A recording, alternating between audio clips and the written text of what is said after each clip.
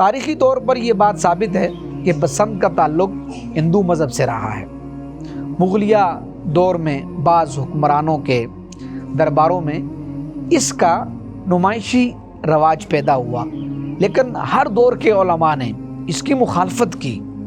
سیالکوٹ میں حقیقت رائے نامی ایک ہندو لڑکے کو رسول اکرم صلی اللہ علیہ وسلم کی شان میں گستاخی پر اسلامی عدالت کے حکم سے سزا دی گئی۔ اس واقعے پر ہندوؤں نے احتجاج کیا اور بعد میں اسی دن کو بطور یادگار منایا، کیونکہ وہ دن بسنت کا تھا، اس لیے یہ تہوار اسی سے منسوب ہو گیا۔ بسم اللہ الرحمن الرحیم۔ السلام علیکم ورحمۃ اللہ وبرکاتہ۔ بسنت کے لحاظ سے ایک اعلان، پیغام اور ایک فکر کے ساتھ حاضر ہوں۔ محترم ناظرین، اسلام ایک مکمل اور جامع دین ہے جو ہمیں زندگی کے ہر شعبے میں واضح اور صاف رہنمائی عطا کرتا ہے۔ عقائد ہوں، عبادات ہوں، تہذیب ہو یا ثقافت، اسلام ہر معاملے میں ہماری رہنمائی فرماتا ہے۔ اسلام نے ہمیں سختی کے ساتھ منع فرمایا ہے کہ ہم غیر مسلم قوموں کے مذہبی تہواروں میں شرکت کریں یا ان کی مشابہت اختیار کریں۔ اسی لیے نبی کریم صلی اللہ علیہ وسلم نے فرمایا، من تشبہ بقوم فہو منہم، یعنی جو جس قوم کے ساتھ مشابہت اختیار کرے وہ انہی میں سے ہے۔ محترم حضرات، بسنت دراصل کوئی اسلامی تہوار نہیں، یہ ایک غیر اسلامی، مشرکانہ اور ہندو مذہب سے جڑا ہوا تہوار ہے۔ سنسکرت زبان میں بسنت کا مطلب بہار ہے، اور بسنت پنچمی ہندوؤں کے نزدیک ایک مذہبی دن ہے جو دیوی سراسوتی سے منسوب ہے۔ اس دن وہ زرد لباس پہنتے ہیں، بتوں کی پوجا کرتے ہیں، موسیقی، ناچ گانا اور پتنگ بازی کرتے ہیں اور اسے عبادت کا حصہ سمجھتے ہیں۔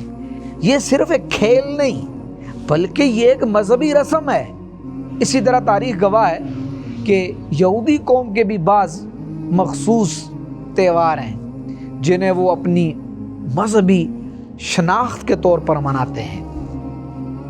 اسلام نے ہمیں حکم دیا ہے کہ ہم نہ یہودیوں کی مشابہت کریں، نہ عیسائیوں کی، نہ ہندوؤں کی، بلکہ اپنی الگ پہچان رکھیں۔ قرآن ہمیں سکھاتا ہے کہ مسلمان ہر قوم سے ممتاز ہوتا ہے۔ محترم ناظرین، ائمہ اہل سنت اور فقہائے احناف کا اتفاق ہے کہ کفار کے مذہبی تہوار منانا، ان میں شرکت کرنا، ان کی علامتوں کو خوشی کے طور پر اپنانا، یہ سب ناجائز اور حرام ہے، چاہے اسے آپ ثقافت کا نام ہی کیوں نہ دے دیں۔ اب آئیے پنجاب کی تاریخ پر تھوڑی نظر ڈالتے ہیں۔ تاریخی طور پر یہ بات ثابت ہے کہ بسنت کا تعلق ہندو مذہب سے رہا ہے۔ مغلیہ دور میں بعض حکمرانوں کے درباروں میں اس کا نمائشی رواج پیدا ہوا، لیکن ہر دور کے علماء نے اس کی مخالفت کی۔ مشہور مورخ بخشش سنگھ نجر، یہ ایک ہندو رائٹر ہیں، وہ لکھتے ہیں کہ سیالکوٹ میں حقیقت رائے نامی ایک ہندو لڑکے کو رسول اکرم صلی اللہ علیہ وسلم کی شان میں گستاخی پر اسلامی عدالت کے حکم سے سزا دی گئی۔ اس واقعے پر ہندوؤں نے احتجاج کیا اور بعد میں اسی دن کو بطور یادگار منایا، کیونکہ وہ دن بسنت کا تھا، اس لیے یہ تہوار اسی سے منسوب ہو گیا۔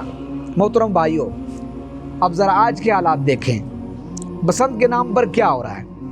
گلے کٹ رہے ہیں، چھتوں سے لوگ گر رہے ہیں، معصوم بچے زخمی ہو رہے ہیں، ماں باپ اپنے جگر کے ٹکڑے کھو رہے ہیں، کبھی کسی کی گردن کٹ جاتی ہے، کبھی کوئی نوجوان بجلی کی تاروں میں الجھ کر مر جاتا ہے، کبھی کوئی چھت سے گر کر جان دے دیتا ہے۔ کیا یہی خوشی ہے؟